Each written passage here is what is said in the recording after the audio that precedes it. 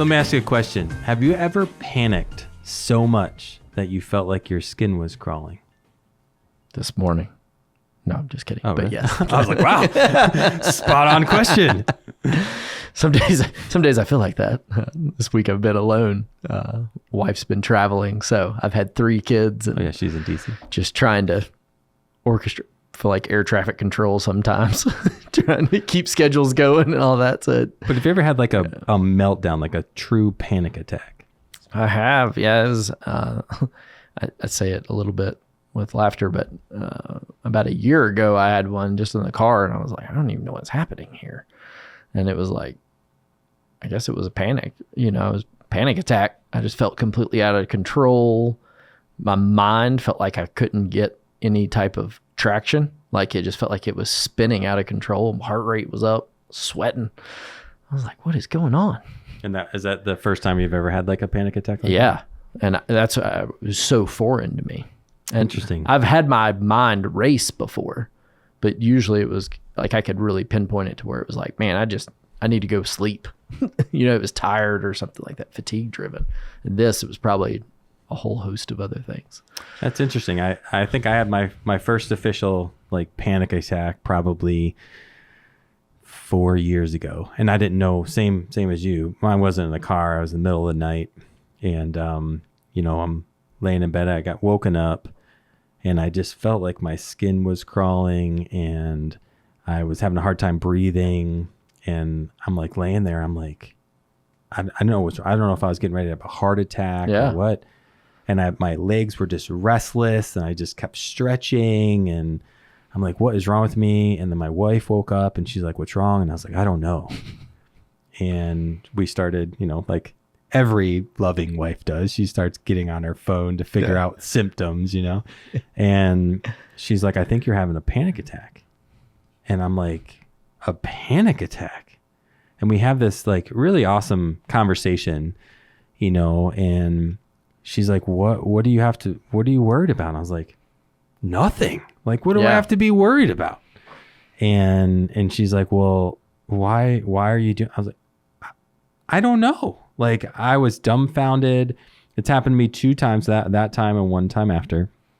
The second time was much easier for me to deal with. Interesting, amazing.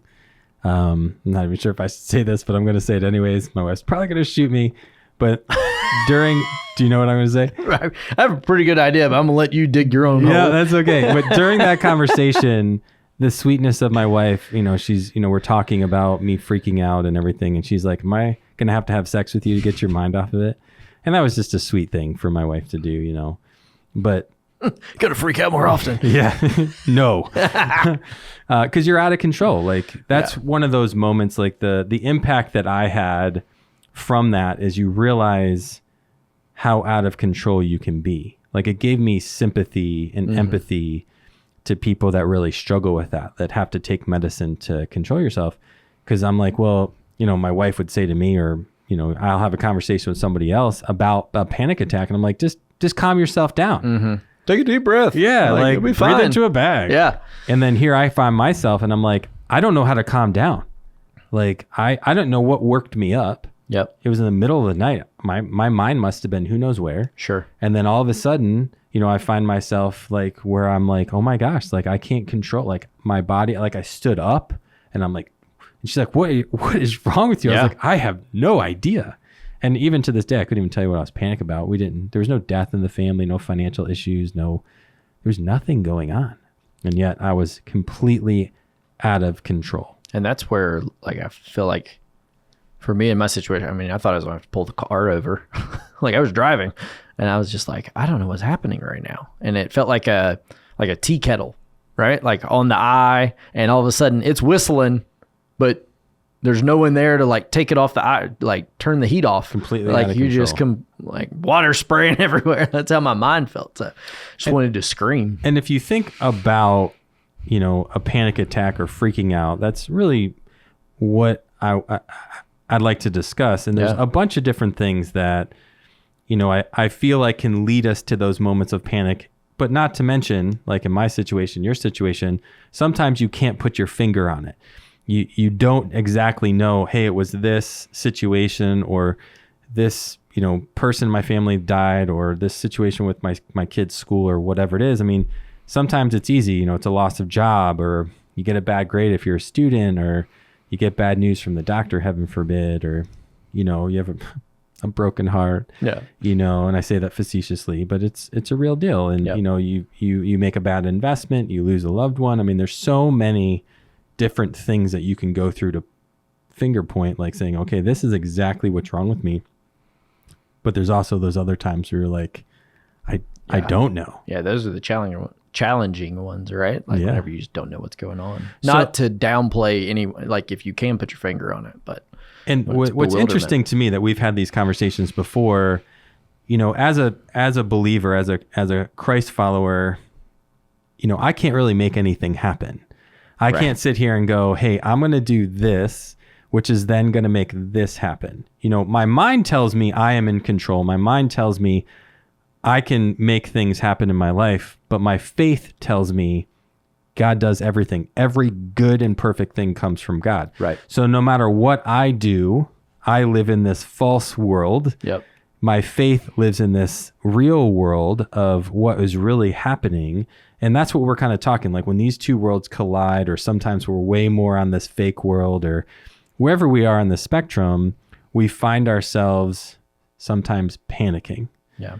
Sometimes, freaking out, whatever. So I know you just told me one story, but tell me like one where you walked by faith, or you had a situation was out of your control, or you were out of control, that you just, I don't know, you panicked, you just got through it. I mean, but it's long enough ago where you walk through it, but now you look back and go, okay, this is what happened. Sure. So it was probably, let's see, 8-9 years ago now. Mm-hmm. And I was working for a startup distillery out of Nashville.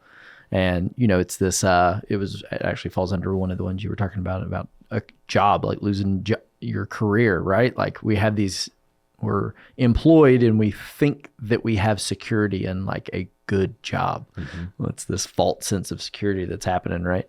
So anyway, startup, and we were having a good time building out a really interesting and cool brand, but I was traveling about 45 weeks out of the year. Wow. And at that time, my now wife, she and I were dating, but had just gotten engaged, and we're really excited about planning a wedding and finally getting married and all this stuff. And, it wasn't 3 months after we got engaged, I get a phone call and they're like, hey, we're out of money right now. And this is your employer. Yeah. And you are our biggest expense, because you're the sales and marketing department. You're traveling all the time. Everyone else just kind of lives here in Nashville, stays in Nashville, and makes the product. You're the only one that's really spending. And I'm like, okay, so what does this mean? And they're like, we got to let you go. They're like, well. So you didn't see this coming at all? Nah, I mean, I knew that there were like some financial stuff just because I was so tied into the company. We were a small startup, but the owner, I think it's I love him and his wife very much, so I don't want to throw too much shade on them or anything, but I think there was some truth that needed to be told to better set up, but no one wants to admit that the bank account's getting low, right? Yeah. And you always think, especially in startup life, we're talking to an investor, he's going to put money in, but that investor's like, yeah, I'm going to get a better deal here if I wait a couple more months. You're going to need my money a lot more. So anyway, going through that, and, at such an early stage, I mean, dating. Brooke and I we'd just gotten engaged, but we'd only been dating a little over a year. So a lot of excitement around this, and then a shift in oh shoot, we can't plan a wedding. We got to plan for some type of income here.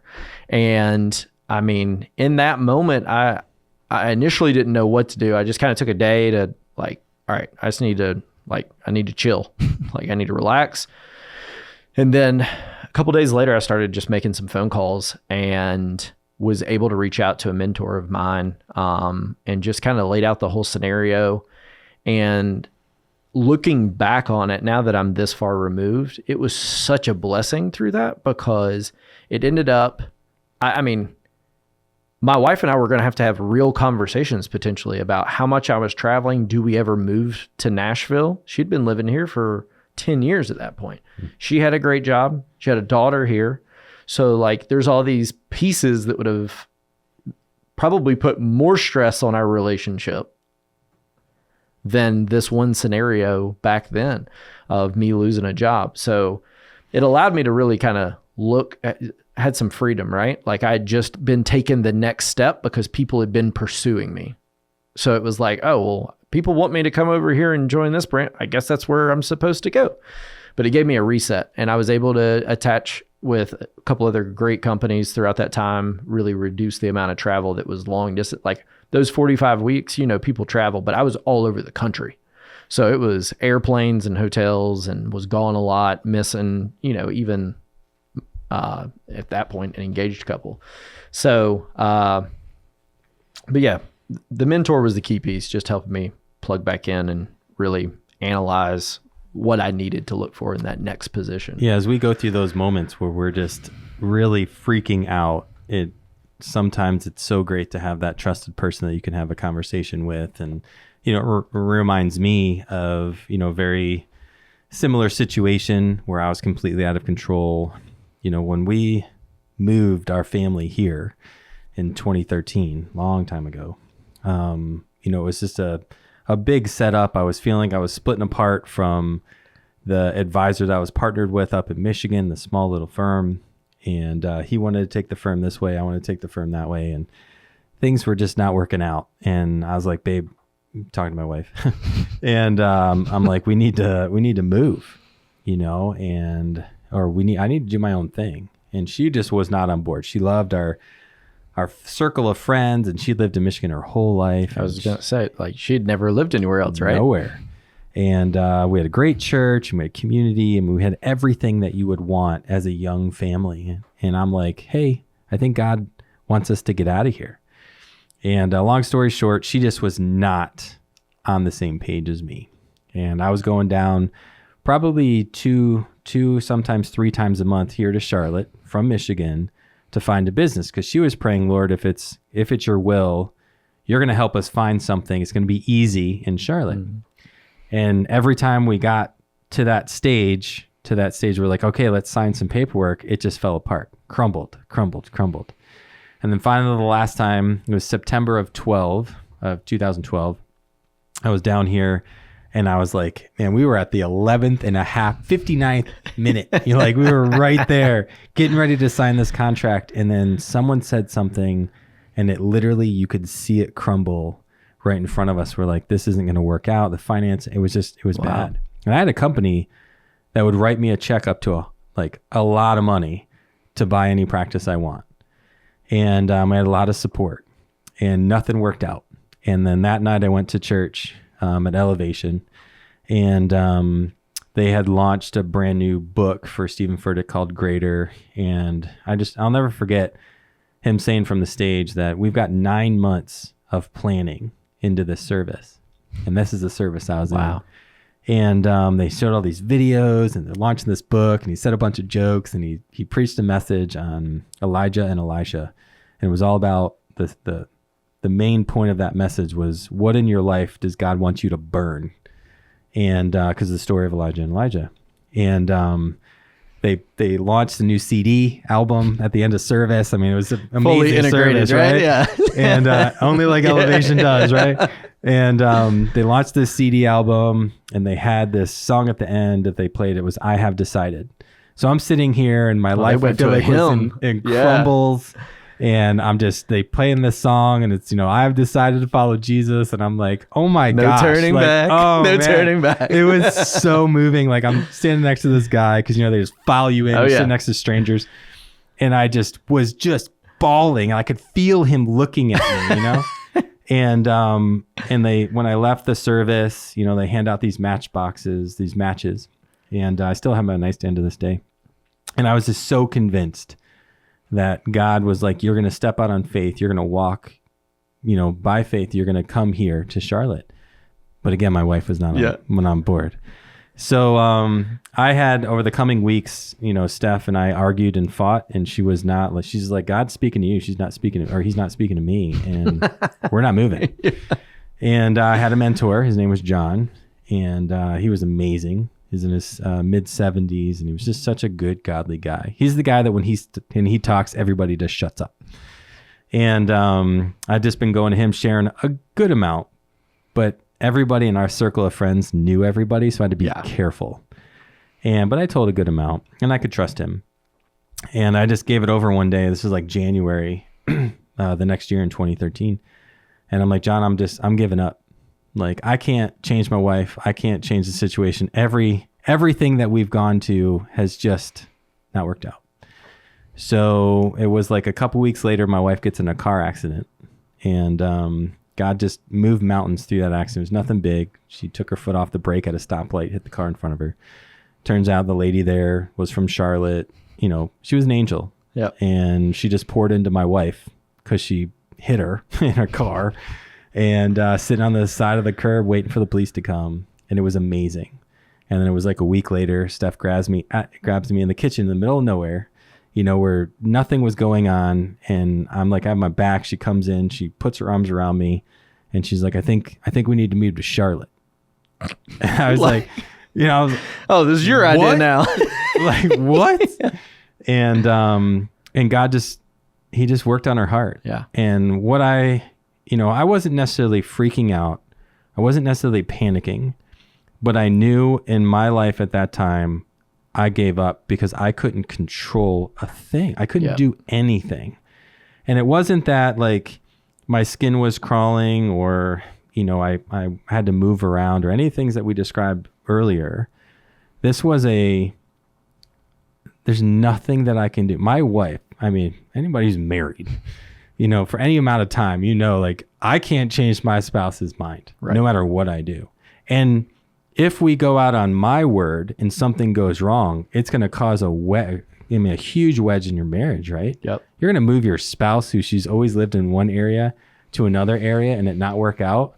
It better be God's idea because it's not working out. It's just what God's will was. Yep. So for us, it was just this, just this amazing situation. There's so many more details that we don't have time to get into, but how God worked and proved to me that no matter what I did, I couldn't change her. I couldn't fix her. He did. But he didn't want to get us to the same point at the same time. Right. I was there for years. It took her a lot longer, not because she's stubborn. It just wasn't God's timing yet. And, because we can't control anything he does. That's right. And he wants the glory for those things. And had it happened sooner, you may have felt that okay, I could talk her into anything. I got this. Yeah. It's like, no. We're married, but I make all the decisions. That's right. And again, and she just goes with it. Yeah. Yep. So here's what I'd like to do. I'd like to take our stories, and you and I are such huge fans of Don Miller. Yeah. And he wrote that book. It's called The Story Brand. And if you haven't read that book, I'd highly recommend it. And what I want to do is I want to take his model and I want to dig into these stories because these are our stories. However, everybody's got a story. Yep. And I want to be able to break these stories down to a way where we can put it into this framework of Story Brand so we can understand the different aspects of what makes us feel the way we do, and then how we can break out of that panic set, that situation where you're freaking out, whether you're in control of your emotions or out of control of your emotions. Nobody wants to be in that place where you're not trusting anything, whether it's God or yourself or the situation.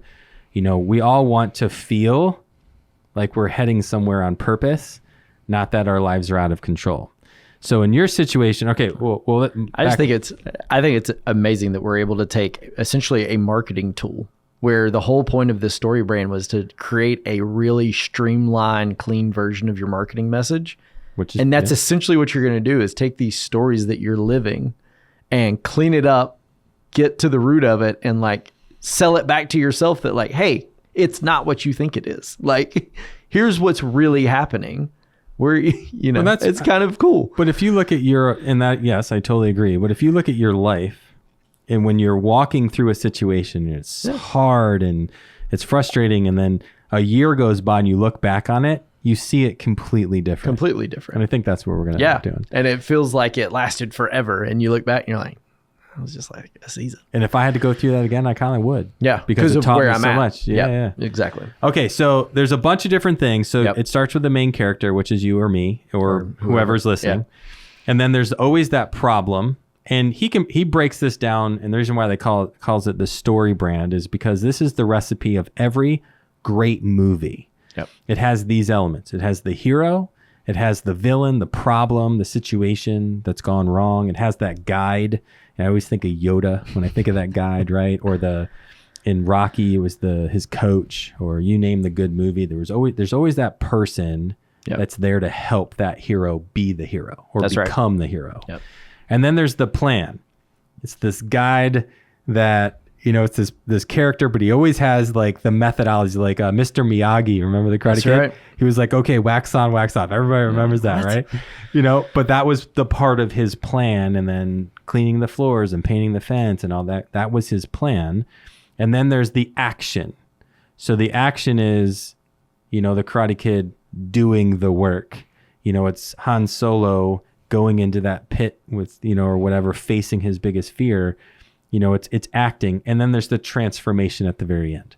So we're going to break apart our stories, but I want to do this in a way where we don't just look at our life, but we can open this up to anybody who's watching or listening, in the sense that they can break down their story the same way. Because it's really what we do anyways, right? I'm like, hey, I care about you, but really, I'm the one that mattors most, right? I don't really care about your story. Help me apply this to my life. In your situation, what was your big problem?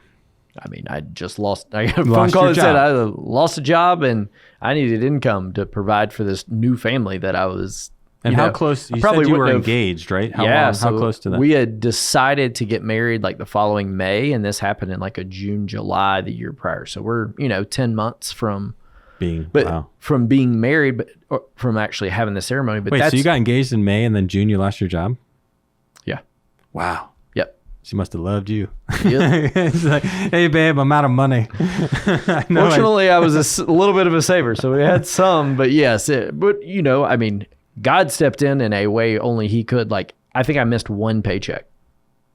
Oh yeah, because they gave me a little bit of money. And then I immediately rolled into a new position that within, I think it was 6 weeks, I was starting. And they even gave me, like, it was a better situation. So that's awesome. Yeah, only God does that. It was 100% Him in the whole thing. And I mean, so, the ultimate guide is following God, right? And the ultimate plan's the Bible. But He gives us people here on earth to also help in those and facilitate. So let's back this out just to help myself sometimes, or help you, or help anybody else. Sometimes it's easy, right? Yeah. You lost your job. My situation wasn't as easy because I had a good situation, but it was bad for me. Like he wasn't a good boss. He wasn't a bad person. Just wasn't a good boss. And we were just getting torn apart. And I felt God calling me. Steph thought I just wanted to do something because she's like, I don't hear it.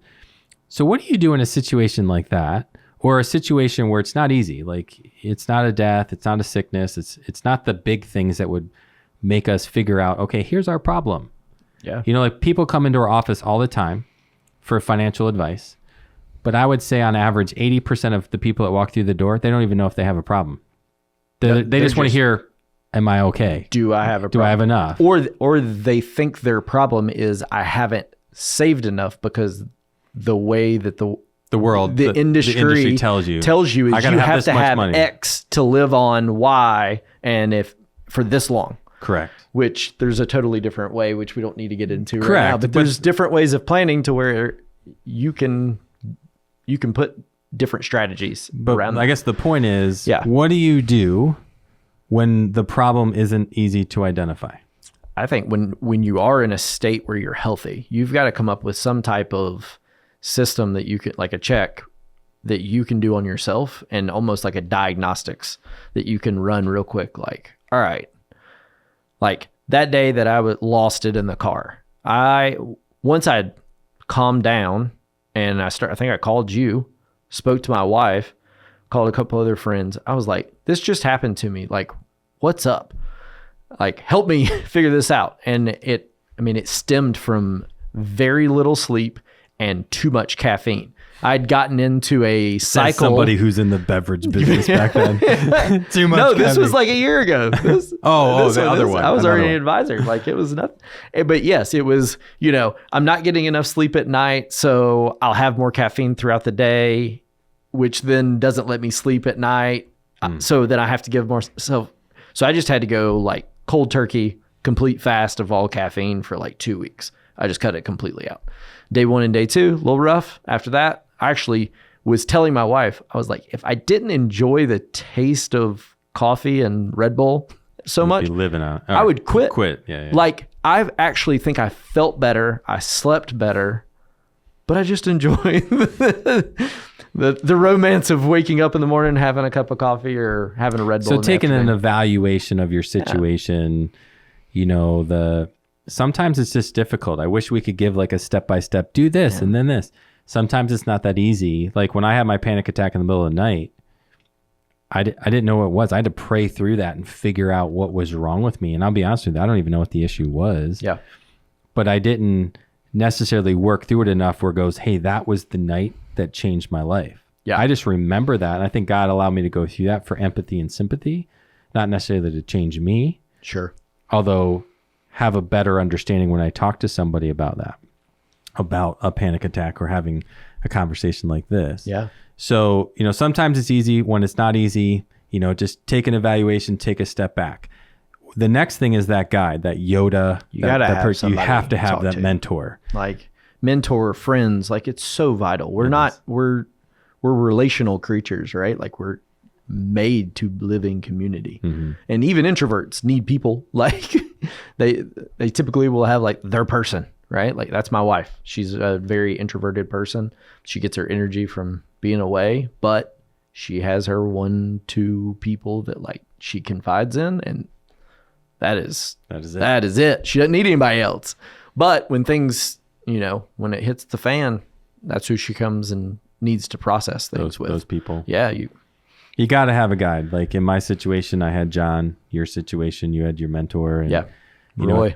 Roy. Yeah. At the end of the day, that will make or break your ability to get out of the panic situation. Because if you have the wrong guide, it's probably going to get worse. Like if you're having somebody pour into you all the wrong things, all this selfish advice, like it's all about you. And I feel like that's the culture we're in today, where it's like your advice is all about you. Like, how can you make this, like you're the victim. That's not how the great movies, that's not how the great situations, like it's, what am I doing that is causing this problem? Like, how do I look inward, not blame everybody else, not fix the world, but fix me? Like, look in the mirror. And that's the type of guide we're talking about here. Somebody that's going to hold you accountable, look in your face, say the tough things, and be like, how do you change and become a better person? I'm not saying there's situations where we're not victim, but I am saying the vast majority of the time, we all will find ourselves in a situation where we can be better. No one wants to admit that they screwed up, right? Yeah. So of course the default is to push it. It's got to be external factors. It's not internal, right? Yeah. Like that's the default. And we're posture. trying to get better. We're trying to fix our situation. And then normally why you internalize things is because we're selfish, we're prideful, and that's all we're trying to get at here. And that's part of the problem too, is like we tried to control things. So you're starting That's why you panic. That's right. So the plan. So on the plan side of things, this is so all over the place. I felt the Lord wanted us to move to Charlotte. Our plan was, buy a house, whatever, set up a firm. It wasn't so easy to figure out what that plan was. Yours was kind of, look for a job. Yeah. I mean, mine was, we say all this, like, don't take, you're not always in control, but unfortunately, it is what it is. I kind of took control of the situation. I started, calling everyone that I knew that was in any position of influence. That's not taking control. That's acting. Well, Putting thank forward you. effort. Yeah. So I did, like, that's what I did. I just started kind of calling everybody, reaching out. And fortunately there were actually a couple opportunities that presented themselves. Yeah.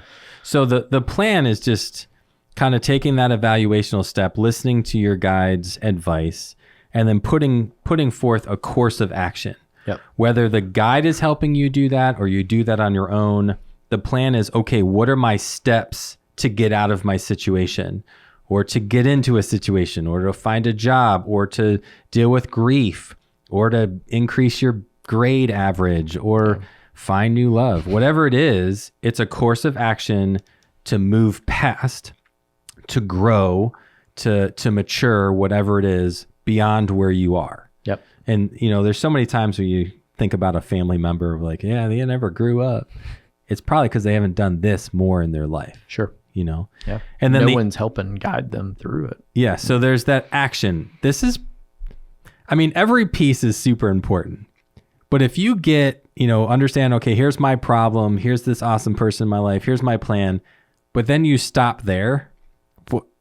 We have this conversation daily with clients who come in and they're like, so you're saying I'm okay. All right. That's awesome. I'm like, whoa. You're okay if you take action on this. Like, this plan's only as good as you doing this for the next 20 years. Correct. It's your plan. You have to take ownership of it. You're the hero of your story, right? Like, I wish I could. I can't extract money out of your bank account. We didn't help you save it. That's right. You saved it all on your own. And if you want this, you have to do that. That's the way it works. It's your situation. And that's the same thing here. Like, if you don't follow the steps of this plan, if you don't listen to the good advice that you're getting, you're not going to be that hero that saves the day. You have to follow through.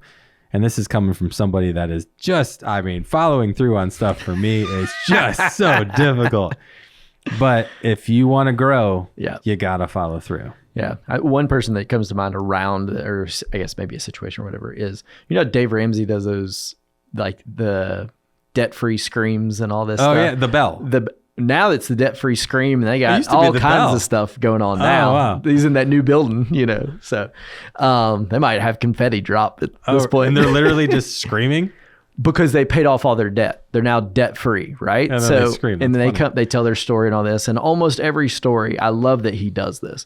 And that's why I'm bringing it up. But like, he or the family or whatever, the person will give their story and they're like, I just want to thank you so much. You've helped me. And he's like, I didn't do anything. Like, you did every bit of the work. Like, you're the one who decided to change and pay off debt and stay focused for 2, 3, 4 years, however long it takes. Like, we just gave you a roadmap.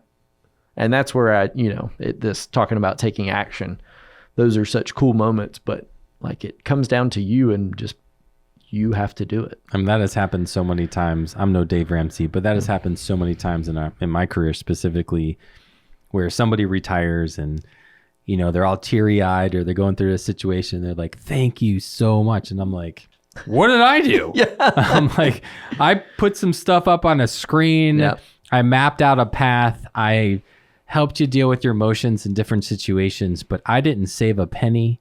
I talked, you acted. That's right. Like, you did all the hard stuff. Like, half the time, most of the time I'm younger than everybody. I'm like, I know I'm younger, but let me just tell you, I'm so proud of you because you've worked so hard to do this. Like, I just stand in front of a computer and try to help you with your emotions and give you a plan that you can easily follow and understand. Yep. But I'm not doing anything. Right.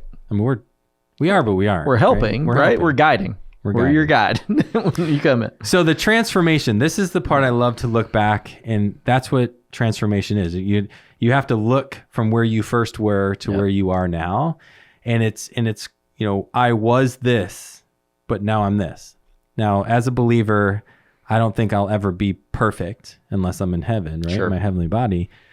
But I want to be able to look back on myself and go, hey, I'm not to where I want to be, but I'm definitely not where I was. That's right. And that's kind of what this is the ability to look back and go, hey, I faced my fear. I overcame. I forgave.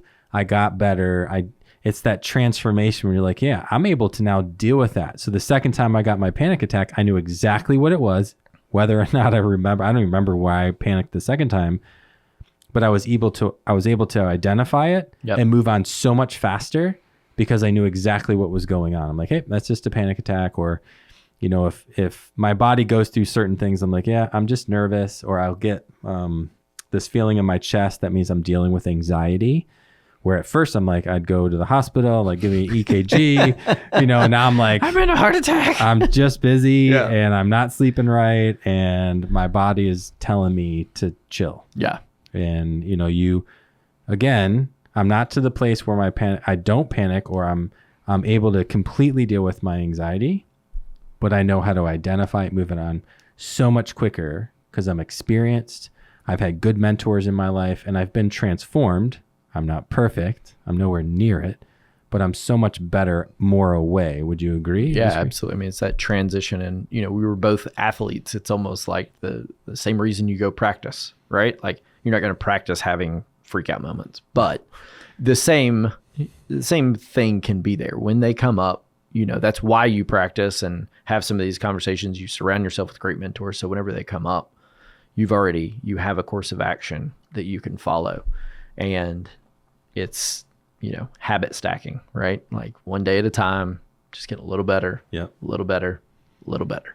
So it's that 1% rule. That's it. If I just grow 1%. Yeah. And what is it over the course of an entire year? If it's 1%, because it's the 1% on 1%, like it ends up being something like 400 or 500%. Crazy gain. percent. Yeah. By the end of the year, if you 1%, baby. That's it. So give me one last bit of advice. Like how can, if you were to tell me something specifically on how to keep calm in the face of fear, what would it be?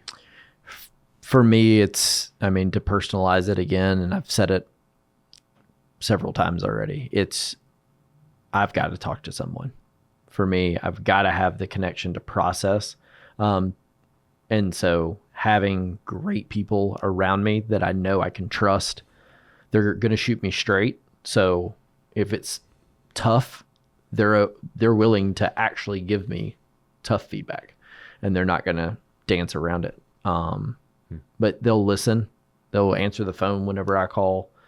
So that's how I've been able to manage it, or even feel like, hey, I don't know. Now I think I've been around some of these situations enough to where I can feel them coming on. Yeah. And I can cut them off before they get to a point where I'm like, I got to pull the car over. I can just, we work out a lot. I'd go for a run, work out in the gym, something like that.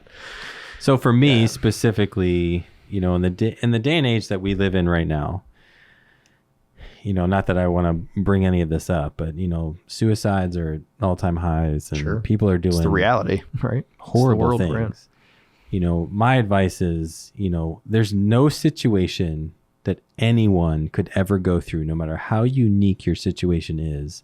There's always a solution. There's always a pathway to move on, get better, get healed, forgive, get past the situation where we don't have to do crazy things to make a name, or to get past by, doing something dramatic. Yeah. And, it's understanding your problem. It's having good people in your life. You and I are a people person. Yeah. But that's not going to speak to a Brooke. Yep. That's going to speak to you and me. Yep. But there's other people that's like, yeah, I talked to somebody for 10 minutes. Whatever it is, there's always a way out that typically comes from within. Yeah. You can't fake it till you make it. Yeah. You gotta make it. Yeah. You gotta go through it, right? Like there's no like escape hatch. Like you gotta walk it. So that's just for our clients, my last bit of words, I love the fact that they're able to do what they do and retire. And, we get to sit back time and time again and kind of feel a sense of pride, even though we're not doing a whole lot. But, I've never retired, but I've seen it hundreds and hundreds of times. And I've loved on my clients, and, I've been able to stand there arm in arm with them, and I've, gone through good times and bad times, but, I'm attached in so many different ways. And, I've seen them work through problems. I've been a guide, and sometimes they've been a guide to me, probably more than I would admit. It's all, work through a plan, and they've all acted, and we've all been transformed through that whole thing. It's a great thing to be a financial advisor, in my opinion. I agree. I've loved it. And, I'll get all the chemicals wrong, but the like mental chemicals and stuff. But when you see a client go through those steps and they make it through and, they're retiring or whatever, like there's a certain like endorphin high that I get seeing them be so happy. And that probably comes just the way I'm made up, right? Like I just love people. So seeing someone that you've been a part of the journey, it's like, yeah, let's go. You're ready for the next client to come in. So well, fun. Awesome discussion today, Kyle. Yeah. Thanks. Thanks for talking with me today.